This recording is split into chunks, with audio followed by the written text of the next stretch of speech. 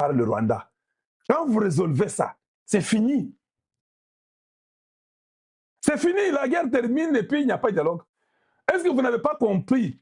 Ah, maintenant, je vous disais non. Je vous disais que non, le grand problème du Congo, son problème, ça sera résolu à 90% par l'armée. Je vous avais posé une question il n'y a même pas 5 mois. Et quelle est la solution? Je savais que la solution, c'est l'armée. Maintenant que Tshisekedi est en train d'extirper, nous aurons une armée de jeunes. Des jeunes gens, il y a âge, il y a propre, il y a bien. Tous ces vieux-là qui se font de l'argent dans l'armée, qui sont des commerçants, les États-Unis ne vont pas travailler avec vous pour ça. Ils vont tous sauter. Je dis bien, ils vont tous sauter. Quand tu es là, dans l'intention de te faire de l'argent comme commerçant, bossana yo. Je dis bien, bossana na yo. Tu ne pourras pas vraiment être en mesure de travailler avec le Congo. Ça ne marche pas comme ça. Ça ne marche pas comme ça. Est-ce que Toyokani? Est-ce que Toyokani? Ça va maintenant? Je vais poser la question aux gens de M23 et aux Rwandais. Est-ce la tension, ça va? Toute la tension, caca, tension. Bopé sanga tabarose, parce que biloko à niveau à boto salawi, bopé sanga barose. Bopé sanga barose, ça va chouchouter. On est à plus de 6000. Papa, moi j'avais écouté hier, quand la femme l'a parlé dans la salle, elle dit, oh, on insiste, donne-nous le calendrier. La femme dit non. Le calendrier est au-dessus de ce qu'on me paye comme salaire. C'est que je sais que toutes les options sont à table. Au fait, la dame, moi je suis américain, je comprends, et veut dire que ne vous en faites pas. Si les Rwandais ne respectent pas, on va frapper. C'est ça que ça veut dire. Je ne vais pas seulement vous dire parce que je ne suis pas autorisé de le dire. C'est au-delà de ce que j'ai comme salaire. Je sais que mes chefs ont dit, toutes les options sont sur la table. Les Rwandais, Zagaboui. Maintenant, je vous dis une chose. Dans le congrès à lobby, ce qui est étonnant, on avait les minoritaires et les majoritaires. Les gens qui ont été beaucoup plus durs hier étaient les minoritaires, les démocrates. Zangwa Bamoui, Mungwa Milele na Milele. Les démocrates ont changé. Chris Smith, qui était toujours avec Katumbi, a changé hier. Il a cogné sa table dans la salle à 3 reprises. Si vous signez, vous devez respecter la signature. Et puis ils disent là-bas, oh, Ndenge Zaboye, c'est la Chine qui fournit sur la chaîne des valeurs des minéraux du Congo qui vont au Rwanda. Donc les États-Unis ont abandonné le Rwanda. C'est ça l'explication. Je vais vous dire maintenant bien, explication. Maintenant que tout est clair, voici l'explication. Les Américains sont dessus du Rwanda. Les Américains ont supporté le Rwanda pendant 30 ans. Dans ma guerre en 94, Chris Smith en a parlé. Après avoir supporté le Rwanda, ils se rendent compte que le Rwanda est parti par le dos. Il prend les minéraux du Congo, ça va au Rwanda, et ça va en Chine, et les compagnies chinoises financent le Rwandais au travers du M23. La Chine est concurrente des États-Unis, donc le Rwanda que les États-Unis a compté sur eux, les a blessés, les a déçus. Ah, nous sommes avec toi. Toi, tu prends les Chinois qui sont nos concurrents et les minéraux du Congo, et puis on vous finance, vous, dans la rébellion pour le Congo. Ça ne va plus se faire désormais, c'est arrêté. C'est arrêté. Voilà pourquoi je vous dis clairement, notre coopération avec la Chine va diminuer sensiblement. Soyez déjà au courant. Et les Américains sont d'accord que Tshisekedi ne peut pas les chasser du coup, d'emblée. Allez, partez, non. Ils vont voir les standards des conditions que le Congo va imposer, fera que ça va restreindre la force chinoise au Congo et ça va augmenter les compagnies américaines. Parce que les standards seront tellement élevés que les Américains vont accepter de venir investir au Congo. Je vous dis, sur le code minier, sur l'emploi, tous les enfants qui sont dans les mines là, tous ces enfants-là vont quitter dans les mines. Il y aura un recrutement intense que Kassongo va faire. Kassongo devrait recruter, on arrêtera même les enfants qui rentrent dans les mines. Vous partez dans les mines, on vient, on vous prend 300, 500, 1000, 2000, on vous enlève dans les mines. Nous n'aurons plus jamais les enfants dans les mines. Parce que ces enfants-là vont dans les mines pour baser dans Zala. Alors, le service national va leur donner le numéro d'immatriculation et ils seront payés. C'est Kalonji qui vous donne encore l'intelligence ici. Ces enfants-là, il faut les enlever dans les mines. Faites-le que Kassongo leur donne la formation professionnelle, pas comme un menuisier, pas comme un charpentier. Les enfants ont seulement peur du demain. Comme ils ne connaissent pas le lendemain, Ils vont aller dans les mines pour avoir quelque chose, même un petit rien, $1. Mais si vous les prenez, vous les retravaillez dans les services nationaux, ça va être très, très bien pour eux. Ils auront du travail. Ils vont aider à assainir toutes les villes du Congo, pas seulement Kinshasa. Je crois que la finalité que le service national prendra toutes les routes de Kinshasa. Watum, le ministre des Mines, a parlé sur les rails qu'on va faire avec la compagnie qu'on va ouvrir dans la province orientale. Ça sera la compagnie la plus grande qui va prendre beaucoup de millions pour cette compagnie-là qui va exister. Qui fera les rails? Ce sont les enfants du service national. Ce sont eux qui vont être payés très bien et qui vont nous aider à mettre les rails pour faire les rails de tout le Congo. Baraï Yassika, avec une technologie qui est une transformation, un transfert de l'intelligence des Américains. Aux Abaraï Yakalate, ce sera des rails Yassika, parce que nous n'avons plus de rails. Les rails que nous avons là, les Abaraï Yakala, depuis 1945, 1918, 1920, 1909, Baraï Nabissoana. Et c'est Yakala. Il faudrait, côté Abaraï Yassika, avec Inga qui va commencer à travailler, parce qu'une industrie ne peut pas être là sans l'énergie. Ce qui fera qu'il y aura même des TGV. Train, il y a vitesse, il y a Kosakanango, tu peux quitter Kinshasa, tu vas à l'Équateur, tu quittes le matin, après 6 heures, tu es dans l'Équateur. Ça, c'est nous, les Congolais, qui devons nous mettre au travail. Nous pouvons transformer le Congo nous-mêmes. La main-d'œuvre congolaise. Nous sommes à 150 millions. On n'a pas besoin d'une main-d'œuvre européenne. On peut se intelligence. On peut avoir un directeur étranger qui a de l'intelligence à vous donner, à vous transférer. Il forme un directeur congolais et puis après, il s'en va. Nous restons nous-mêmes pour développer le Congo. Nous devons être tellement sérieux que nous devons nous mettre au travail. Je dis bien, nous devons nous mettre au travail. Voilà pourquoi, des fois, moi, je n'aime pas beaucoup de blagues. Les Congolais, moi, je n'aime pas des paresseux. J'aime les gens qui réfléchissent et qui agissent et qui sont constants au travail. Voilà ce que nous avons besoin pour le Congo. Nengezaboyi, Masolo Eza Kitoko pona biso dans tous les sens possibles. Je vous répète encore maintenant que vous avez entendu Kalonji vous dire que dans l'ambassade que nous travaillons constamment avec le Congo. Vous pensez que la guerre va continuer? Non, tout le monde a une question. Ou bien Bolivia ba ubwenja ba Rwanda wana obati la kabino na mitu. Bitumba si esili. Bitumba si esili. Quand les démocrates et les républicains s'entendent, oubliez, ils vont faire passer la loi très rapidement. Christ lui-même a dit qu'il va s'en charger. Il a dit qu'il va s'en charger lui-même. Maintenant, tu peux être incrédule, tu ne veux pas croire. Je t'encourage, hein. Tu es libre de ne pas croire. Qui t'a dit de croire de toute façon? Tu mieux croire. Regardez vous-même la photo là. Vous ne voyez pas les désastres. Vous ne voyez pas un espoir qui s'envole. Un espoir qui s'envole. Regardez un peu. Vous-même, regardez un peu. Vous tous les Congolais. Moïse Nyargabo est là-bas en chemise carré. Regardez tout le monde. Même leur position, vous pouvez voir. Même les militaires qui est derrière. Si on dit seulement toi, il est le premier à courir d'une vitesse que vous n'avez pas l'idée. Regardez tout le monde. Tous ces gens-là, les gouverneurs, tout le monde. Vous pouvez vous-même voir que leur langage, c'est un désespoir. Bakoli bakomi mikolo. C'est-à-dire que comme compliqué makasi. Ils se demandent qu'est-ce que nous allons faire? Qu'est-ce que nous allons devenir quoi? Et que cette femme ici, quand elle nous a seulement dévoilé pour dire que les États-Unis est en train de travailler avec le Congo, et puis j'étais étonné de voir que cette femme ici de Sarah, et comme Oyo Tosala qui dit Oyo ya Rwanda, États-Unis, Congo. Mais le deal, c'était pour voir l'avancement de ces trois pays-là et qu'il y ait le bonheur. La femme a dit ceci. Nous avons fait l'intégration régionale comme étant incentive.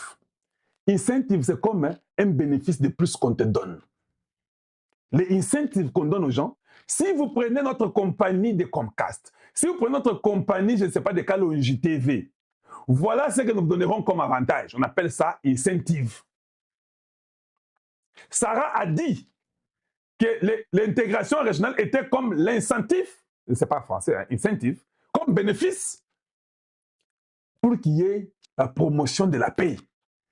J'ai compris. Ah, Zambia Salanga grâce Makassi. J'ai compris que les Américains savent que le Rwanda n'a pas de minerais. Les Américains savent que le Rwanda n'a pas de minéraux. Les Rwandais savent que nous n'avons pas de minéraux. Mais les Américains, le col incentive, ils décident que faisons un peu l'intégration régionale pour aider les autres pays pauvres qui n'ont rien. Mais pour qu'on le fasse, ils doivent accepter de laisser les Minduki. Ceux qui battent Minduki, nous pouvons maintenant accepter un Saint-Ivoana pour la paix et puis l'intégration régionale en haut. Les Rwandais n'ont pas accepté. Les Rwandais n'ont pas accepté. Le Congo a donné 100 000 tonnes. Je vous ai montré ça il y a une semaine déjà. On en parle partout aujourd'hui. Je vous ai déjà montré 100 000. Et déjà une semaine. 100 000 tonnes de cuivre ont été envoyées aux États-Unis. Les cuivres qui devaient aller en Chine, le Congo a refusé. On a vendu ça aux Américains. Quand on dit on donne, ce n'est pas qu'on les a donné gratuitement. Sur la terre, il n'y a rien de gratuit. Je sais que tout ça, quand on JTV, nous comprenons. Mais peut-être, il ne faut pas. Oh, il a dit qu'on a donné. Donner. Toi, tu peux donner un truc gratuitement, des minéraux gratuitement. Tu connais quelqu'un? Ça devait aller en Chine. Tous ces minéraux-là ont été vendus aux États-Unis. Ils n'ont pas paniqué. Nous devons paniquer. On a dit à l'Afrique, comme Congo, constamment chercher à neutraliser les threats de danger au Congo démocratique. Chercher à implanter l'Africom rapidement au Congo démocratique. Quand on commis lobby nassal, est-ce que j'ai ces histoires-là pour vous ici? C'est où? Ah, bon, je vous avais déjà dit aussi, je vous avais informé, hein, je vous ai dit qu'il y avait une marche qui s'est préparée encore pour Goma et Bukavu. Vous vous rappelez, non? Vous vous rappelez pas? Les Rwandais ont paniqué. Ils ont paniqué. Ils ont paniqué, ils ont fait encore une autre lettre. Oui, je vais vous lire la lettre. C'est là. Et Ngaï Ndoki, très informé. Ils ont paniqué. Vous paniquez pourquoi? Ils ont paniqué. Communiqué des AFCM 23 relatif aux marches de soutien. Ah, donc vous ne voulez pas une marche de soutien? J'ai dit c'est une marche de soutien. Pourquoi vous avez peur? Vous êtes des gens qui aimaient la démocratie, non? Qui étaient des dictateurs, vous êtes des démocrates. Pourquoi vous refusez? Dans les soucis de donner toutes les chances à une issue favorable aux pourparlers qui répondront en début de semaine à Doha. Ah, ça répondra à Doha. Seul espoir, Yoka, seul espoir de répondre à l'aspiration profonde de notre peuple à la paix. Seul espoir, c'est Doha, Lukuta. Et dans le strict respect de cesser les feux. Ah, strict respect de cesser les feux. Wow, good. Il est formellement interdit toute initiative de provocation contre nos différentes positions afin que l'organisation des manifestations populaires sur l'ensemble des zones placées sous le contrôle du mouvement Alliance Fleuve Congo. Kaka, vous êtes les démocrates, vous devez laisser les gens marcher. Je vous ai dit qu'il y aura une marche à Bunagana, à Massissi, à Rutshuru, à Nirangongo, et à Bukavu, à Goma. Il y a une marche qui arrive. Si vous osez les toucher seulement les enfants qui vont faire la marche, ça sera votre arrestation immédiate ou votre décapitation immédiate. Nanga, c'est Kalonji qui vous dit ça. Vous devez laisser ces enfants-là faire leur marche et démontrer au monde qu'ils ne sont pas d'accord avec vous. Soyez vous êtes démocrate. Si vous voulez que le Congo marche bien, laissez-le. Biso, en ce moment, Tozalina, Essengo, Koya ko partager et le monde abino. Ba analyse et ba information Yamboka Congo. Badeko ba Congolais, bonne nouvelle pour la République démocratique du Congo qui vient de tomber. Awa tozo yebisabino bandeko ba Congolais. Si c'est Balouki neuf, Paul Kagame azali déjà entre la vie ou la mort. Pourquoi bandeko? Parce que Donald Trump vient de donner le mot d'ordre.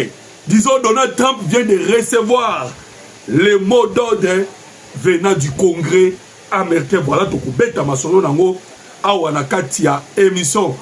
Toko Solo la bande de Congolais, Emmanuel Macron invite le président de la République, Félix Antoine Tshisekedi Tshilombo. Tu as qui Macron qui est politique n'a pas la Atika.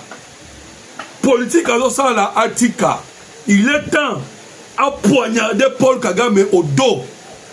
Ndenge Mitterrand a poignardaka Mobutu.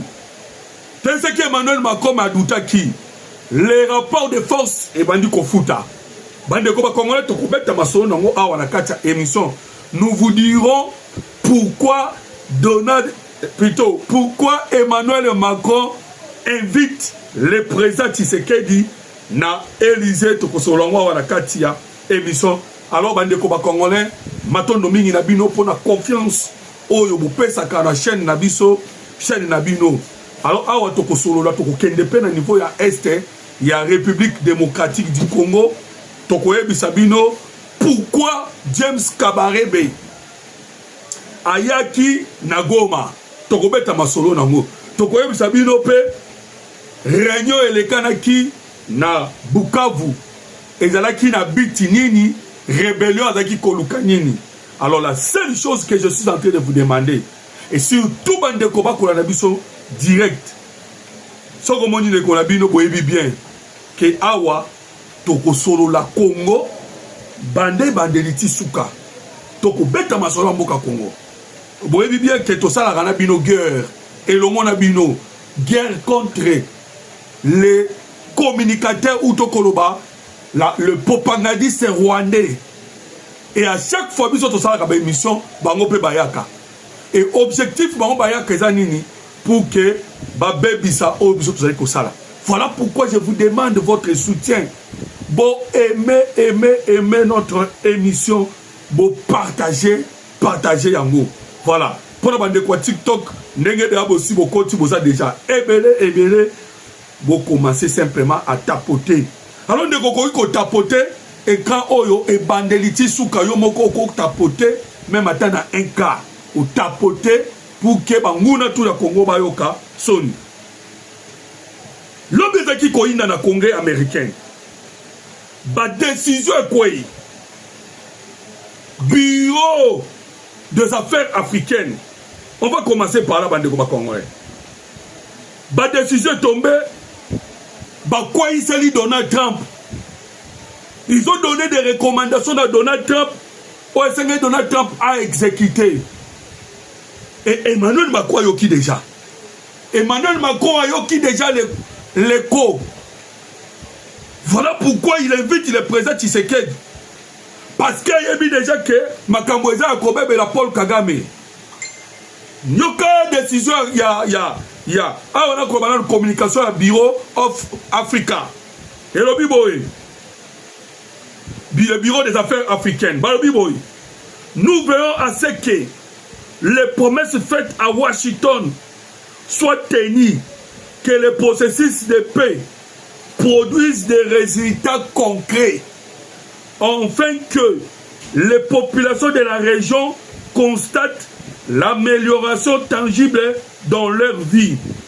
La croissance des investissements américains soit réunie, la transparence, la responsabilité.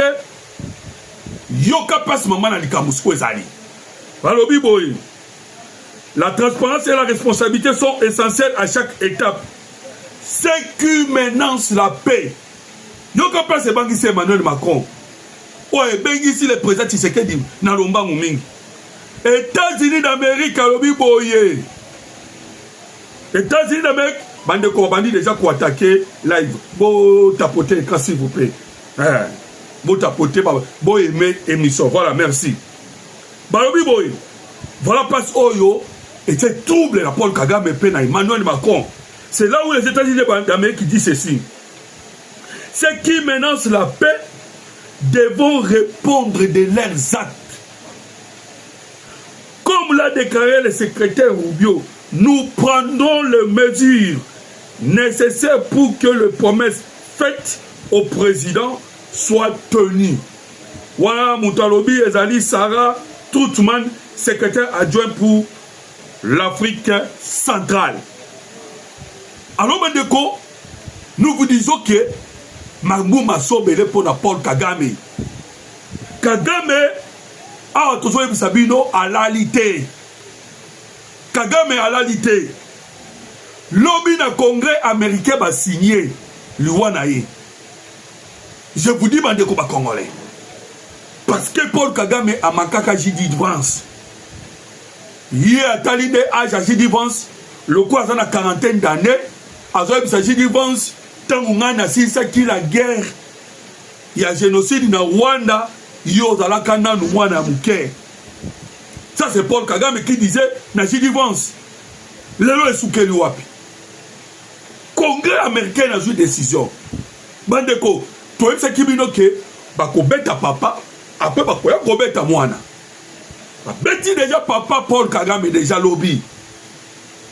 Pourquoi? Parce que Congrès décidé. Congrès pesi déjà aval. Congrès fungoli nzela et lobby, c'est tout. L'accord signé à Washington et Sengeli est à la respecter. Là, c'est le Congrès américain. En d'autres termes, si déjà Donald Trump, ça a tout pour que le gouvernement na yo, les accords signés pour la paix à l'est de la RDC, ils allaient la concrétiser. Et congressman Wana Lobby, peuple congolais a souffert mingi.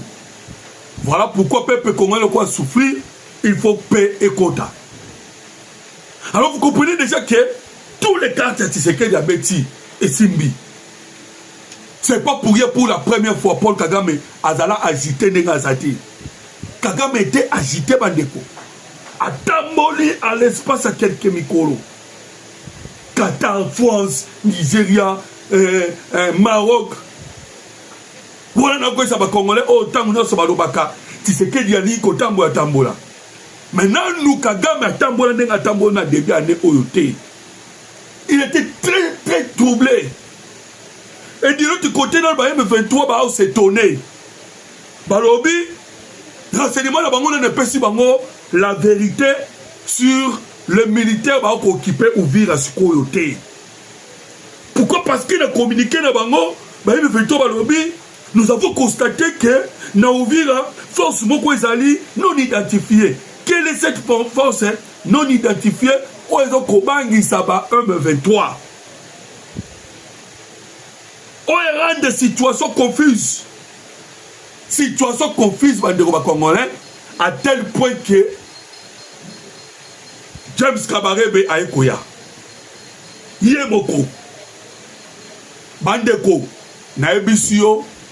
Kagame Azali en ce moment na descente aux enfers. Kagame descente aux enfers. Makabozo compliqué na dégâts au sakanate. Il est entre le marteau et l'enclume. Azoye Bate a continué guerre, a tika guerre, koto ba américain ba menacé, koto yo appel de ba soldats d'élite. Bah élite naïe, des militaires bien formés. Le militaire bandeko congolais au bazo ba formation aux États-Unis d'Amérique. Kagame a perdu des bancs. Il est en difficulté. Il ne sait même pas quoi faire en ce moment. Voilà pourquoi tellement les Cambodgiens qui dit James Kabarebe.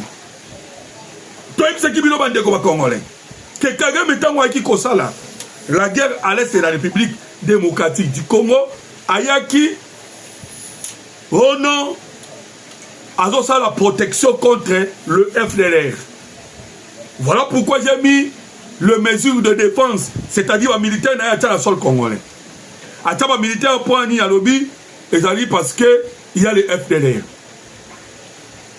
Tellement que besoin Goma Bukavu. Et puis il y a les territoires locaux à Routou, Massis, oh yobango ba contrôler. Des passions, il y a des FDLR. Moyen à continuer dans la raison, il y a des FDLR et là, j'ai dit Paul Kagame. Alors, moi, FDLR, Bassango ya SSC5 va pécier Maloba. Te, le coup de FDLR est simbate, Banda Koloba na yo, Sikoyo, Swahili phone. Bande Koba Congolais. Au moins, nous avons fait un bon tapoter, ce n'est pas pour rien. Tant que bazo continue à attaquer Bisso. Voilà. Nous avons fait un Congo flash. Bon tapoter, écran, bon tapoter, s'il vous plaît. S'il vous plaît, bon tapoter Bisso. Bazo ko attaquer Bisso à tout moment. Nous avons fait un tellement de komoloto ngai ndeko na bino je ne parle que makambo elekanaka na est. C'est là où place biso tovandi tolobelaka kaka est de la République démocratique du Congo bande tisuka. Nous sommes sous menace, on menace bachani na biso à tout moment. Et si vous voulez que to continue kolobela est mboka na bino mboka na biso parce que banguna pe bazo kota ba signaler. Vous êtes maintenant obligé bandeko ba congolais et longo. Si moi j'avais cette possibilité ngana ba de tapoter tisuka. Car la minute déjà on vient encore d'attaquer. Donc vous tapotez pour que bango banguna bakokate. Voilà, merci beaucoup. Merci pour d'abord ba sala. Même à niveau YouTube, bon aimer pour que tout sécuriser notre émission parce qu'à tout le Congo. Donc je disais que c'est pas pour yon moni attaquer. Parce que tu as révélé déjà Lukuta Kagame. Oh, alors ça la guerre pour mesures de défense na côté na Congo parce qu'il y a les FDLR. Bah FDLR va se retrouver place comme Bazari. Bon ça sous guerre. Ote les Swahiliphones, tu attaqué Basango et SSC5 raison en écoui. On note tu sais qu'il veut changer la constitution, mais on ne peut pas changer, Bamoni et le comment. Oh non, les problèmes des alliés, Banyarwanda Simbiti. Les lots, Bakomisko Kotambona, Banyamulengi. Voilà pourquoi ils sont allés, Human Rights a réclamé. Ils sont allés prendre les Banyamulengi, recruter Bango, Baena Banyamulengi, Ti Nakamanyola. Nakamanyola Baena Banyamulengi. Balingi va changer formule à Bitumba, Bazwa. La leadership, il y a M23, Bapé Sayango Sikona Nani, Bapé Sayango na Moïse Nyaugabu. Bandeko Moïse Nyaugabu, Oya Zalaka na musée na Afdel. Oya Bima ba député na Kinshasa Kunate. Pour moi, na Kibala ko nommé bango, député à Kinshasa. Et c'est Nyaugabu wana, Ndalingis comme Mabato. Et de l'autre côté, Babenzi James Kabarebi. Mais troublé, pourquoi? Parce que la décision des États-Unis d'Amérique, décision à Congrès américain, Balobi, Paul Kagame, Bimisa Basola Nayo. Balobi, les M23 s'est retiré dans la zone contrôlée, Botiki Ouvira, Botika Goma, Botika Pebukavu. Ça, c'est l'ordre qu'on a donné au M23 Pena Paul Kagame. Botika, bon libéré. Et bah, ici, non simplement bon libéré, mais ici, on va se retirer. Et vous comprenez que dans le Congrès américain, le gouvernement américain a fait le tout possible pour faire respecter l'accord de Washington. À faire respecter Ondé. Et le président Tshisekedi a quitté par Maxime Prévost, le ministre belge des Affaires étrangères, puis le premier ministre à l'intérim. Ici Maxime Prévost. Albina que tu souffres les chauds et les froids. Le président Tshisekedi a menacé Maxime Prévost en présence du roi Philippe. Ici que non. On joue les chauds et les froids. Pourquoi vous les Belges, si les loyaux, vous avez kaka RDC, n'a pas beaucoup France.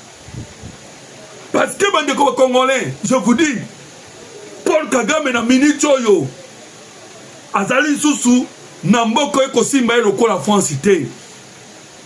Na moment c'est la France o asimbi Paul Kagame makasi. C'est la France bandeko ba Congolais. Voilà pourquoi tellement que France asimbi Paul Kagame, le président Tshisekedi est allé faire pression en Belgique. A ABC roi Philippe que Moutou o azali ko compliquer la situation pour que écoute la République démocratique, c'est Emmanuel Macron avec son complice Maxime Prévost. Voilà pourquoi Maxime Prévost a bangui. Parce qu'à un moment avant, vous vous souvenez que on avait fait pression en Belgique et que à tel point que Belgique a fait une déclaration pour dire que c'est l'Hexagone. Belgique c'est l'Hexagone qui bloque. Et l'Hexagone a bloqué, c'était la France. Et la France est allée faire menace parce que Maxime Prévost, Yendem Tassimbi, l'exécutif, la Belgique, a un pouvoir. Alors l'homme, le président Tshisekedi a mis pression. nde bomoni Macron abengisi ye mbangu. Macron abengisi ye. Déjà Macron alasaki de bataille mususu. Ndenge bomoni ka Paul Kagame alinga lancer bataille na nzela James Kabarebe na Moïse Nyaugabu. Emmanuel Macron pe aki a lancé bataille na ye na nzela ya Fort Nyansimbwe et ya débat. Et puis na nzela ya ouverture na l'aéroport de Goma oyo azaki na mbongo na ye 850 millions. Et puis qu'on lancé sous bataille mususu ya contre CNC, Conseil national de cybercriminalité. Oyo longoli ba traité. Oyo longoli ba infiltré nyonso. Voilà ce qui s'est passé bande ko congolais. Ake kokutana na basango ICC 5 on a le dialogue. Les gars, bango ba okufela ka le dialogue. Et vous savez pourquoi bango ba okufela ka le dialogue? C'est parce que pour na bango il faut qu'un dialogue bazo ba infiltrer sous bisou. Alors que nous avons dit que cette histoire là ça ne passera pas. Donc, nous avons la chance. Il y a comment on a Donald Trump président. Natango Oyo. Il y a solo bande congolais. Pourquoi? Parce que Donald Trump a eu ça la nini. Azo bundisa multilatéralisme. Azo bundisa mondialisation. Azo bundisa système. Oh déjà batia. Et que biso comment on soit indépendance ou on soit souveraineté. Tous les systèmes établis dans Moukili Donald Trump pas yango. Voilà chance au toi nango. Oh biso Congo est to profiter parce que depuis 1885 bande ko congolais pour na bango système na ba établir Congo est en zone libre. Ba ya ba piller ba kenda ranango. Vous avez entendu des déclarations de Donald Trump, non? Donald Trump a lobby, les médias européens, particulièrement les médias français. Et ils ont dit commis balé. L'okuta, la manipulation. Ils nous ont même colonisés par leurs médias. Voilà pourquoi Bandeko, et c'est que vous soutenir Bisso, médias na Bisso. Et vous allez comprendre qu'on vous donne la vérité, l'information vérifiable. Oh, quand on a RFT France 24, Jeune Afrique, parce que France 24 et RFI, Jeune Afrique, il n'y a que des mensonges. Des mensonges, n'a pas mensonges. Ça, c'est Donald Trump au Azoloba. Alors, que ce média-là, ils ont le Kouta. Avec le système où on a, ils ont le Coran des Européens, va donner des leçons. Et pourtant, va donner des leçons. Ils vivent par les États-Unis d'Amérique, ils vivent aussi par l'Afrique. Alors, on va vendre le corps, on va régner, on va faire ordre. Et Donald Trump a attaqué Yango. Attaqué Yango, bande de Congolais. Ah, tu as dit quoi, Sarabino. Donald Trump a bondi si Yango. Voilà pourquoi au monde, Kagame déjà comprenait que Makamboza au sérieux. Né à Tinda qui peine des États-Unis d'Amérique. Une délégation pour contrecarrer Makambozo le Kanakuna. Kagame a une délégation. Voilà pourquoi proche na Yemoko, kuna lobby na Congrès américain, aïe toujours dans la langage yabato le touti oboye. Bandeko, disent que on était comme souté. Et la musique, il y a 1990. Aujourd'hui, crime mais c'est contre les Bantous. Ce n'est même pas contre les Tutsis. Et non seulement contre les Bantous, crime contre les chrétiens. Donc, disent que on a oyo proche à Paul Kagame na Congrès américain, à Luka qui a été que Simbité. Alors, comprenez déjà que Makambo Bebe Libango. Le FARDC bande congolais on a tourné sur le terrain. Qu'est-ce qui se passe dans la guerre au niveau de la République démocratique du Congo? Sur le terrain bande congolais, FARDC a continué ma frappe aérienne bande. Ah wasikoyo. Bitumba skoyo qui devait Katogota Louvingi. Pour la récupération de Katogota qui est Louvingi. Voilà la décision qu'ils ont mis. Nawalikali parce que Paul Kagame a compris Vous savez ce que Paul Kagame a compris? Ayo comprendre que guerre Yassine Kivu est liée à généraux. Guerre Yassine Kivu est liée à colonel, est liée à soldats d'élite. Voilà pourquoi Kagame, en comprenant cela, n'a accueilli directement Kobuna na Walikale. L'objet est na Walikale. Pour Akene Koluka, Azwa aéroport de Pinga. Vous voyez que Kagame déjà comment autant ça va avion bande quoi congolais. Déjà biso République démocratique du Congo, to si to quoi ça 6. To quoi ça na Minembwe. To quoi ça na aéroport de Kavumu. To quoi ça na Walikale. Déjà 6. Voilà pourquoi Sikoyo tellement il a eu de difficultés.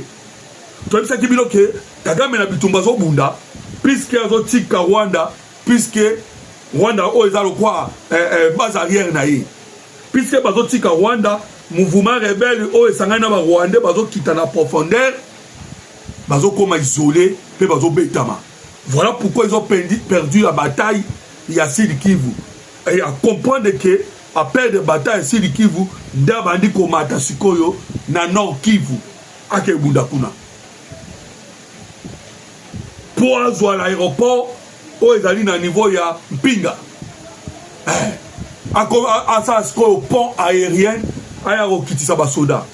Alors ayaki abulaki que FRDC a kotikaye alors que je vous ai dit bandeko ba congolais que lors de ces pesamaki na ba FRDC bakonza armée bapesaki déjà ordre balobaki déjà que pas question il y a retrait autokako retrait stratégique et ça sauté bandeko oubliez cela.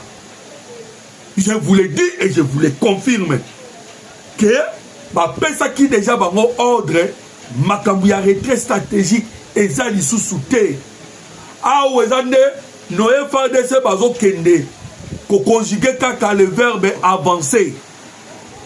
Donc ils doivent avancer jusqu'à ce que va atteindre l'objectif faisant nini récupération à Goma na Bukavu na ba territoire tout au ennemi azali.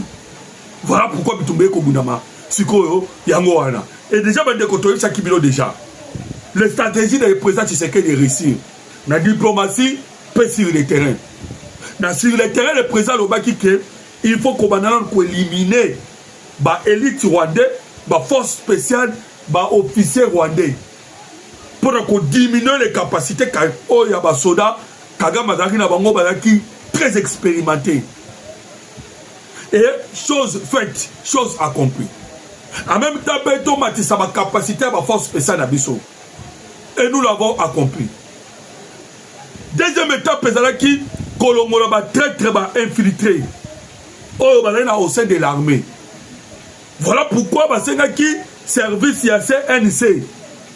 CNC a à accomplir maintenant cette mission. Très loin l'armée, loin l'administration, loin la politique. Deuxième victoire. Maintenant, il faut un peu que Luka ndengeni ko comprendre les systèmes anti-aériens à Rwanda. Parce que cela nous causait des difficultés. Pour que tu commences beta kuna. Et tu comprendre yango parce que nous avons aujourd'hui des panthères. Naba ibu bazama kasi na technologie. Parce que Kagame a fait la guerre à technologie. C'est pas pour y avoir français ba bengi Tshisekedi. Ce sont les Français on va faire ça quand Paul Kagame 2 armes. Tu sais qui bino lobby que na niveau ya tant Paul Kagame a qui France a kende ko senga ba minuk mais Kagame a pes nani Macron a pesiete à quelle cause on a Ukraine et vous comprenez pourquoi à quelle cause on a Ukraine et l'Ukraine et la France va même morale. France a sali ka autobengi hypocrisie. Et maintenant, nous avons déjà la technologie avancée. Pourquoi? Parce que tu collaboré déjà là-bas, américain. Et on a compris, on a bloqué, le système de brouillage électronique, le système anti-aérien est bloqué. Alors, guerre sikoyo ekomi équilibré. Pourquoi? Parce que bainfiltre batete baza te guerre sikoyo ezobundama. Voilà pourquoi je vous ai dit que plus question de retrait stratégique bitumba ekobundama tina ti sikoyo jusqu'à la récupération ya ba territoire na biso nyonso bandeko ba congolais. Alors lobi to démanteler pe lokomoko oyo ba rwandais batiaki. Lorsque on quittait bazaki ko quitter Uvira batikaki ba civil na Uvira. Ba civil o batiaki na Uvira ezali na objectif nini? Ba civil na bakende ko attaquer ba Nyamulenge. Ndenge na uti ko yebisa bino que Kagame doit toujours avoir eloko o ekosalisa la guerre. Hein? Toute ba hypothèse. Alors tikaki le M23 en civil bakende ba jeune bataki déjà payé bazoki ba mbongo. Alors bakendaka de temps en temps bakende ko boma ba Nyamulenge bakende ko pazawanda kuna bango et bazoki pe quelques ba Nyamulenge bango bakendaki na ba Nyamulenge yango na niveau ya Kamanyola. Voilà maintenant politique oyo bango basalaki yango wana. Mais l'armée congolaise et nos forces basali nini ba attaquer bango ba attaquer à tel point que tu récupéré bandeko ba congolais, tu récupéré bango nyonso tout ça na vidéo awa vous pouvez même constater ndenge baza récupéré. Voilà. Bon moi ndenge ba le kota bango. Je pense que bon moi. Donc il y avait monsieur wa batamaki ozo filmer ndenge ba okangi bango ba okena bango. Voilà, vidéo eza vidéo à Mukuse. J'avais dit na bande konyo surtout que numéro de téléphone sur le plus 243 89 40 330 80. Alors, ceux qui obengi biso na numéro wana to côté sur la groupe WhatsApp na biso pour que orataka ata mukete le vidéo il y a situation aux alliés à niveau ya est et à République démocratique du Congo. Alors, je répète les numéros sur le plus 243 89 40 330 80. Vous m'écrivez. Et quand vous allez m'écrire, ton code sur le groupe, Orataka, Ataba information de mon côté, Yamaka Mozali Konekana, ou soit des vidéos. Donc, tous les jeux au Paul Kagame a salé à Tena Est.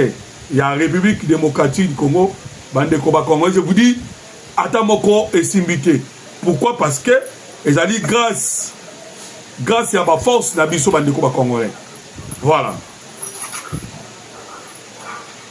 Alors, maintenant, nous avons Bande Koba Congolais. Pourquoi? Parce que vous allez qui ébélé, vous allez qui Kolanda Biso en direct na chaîne Nabino, chaîne Nabiso.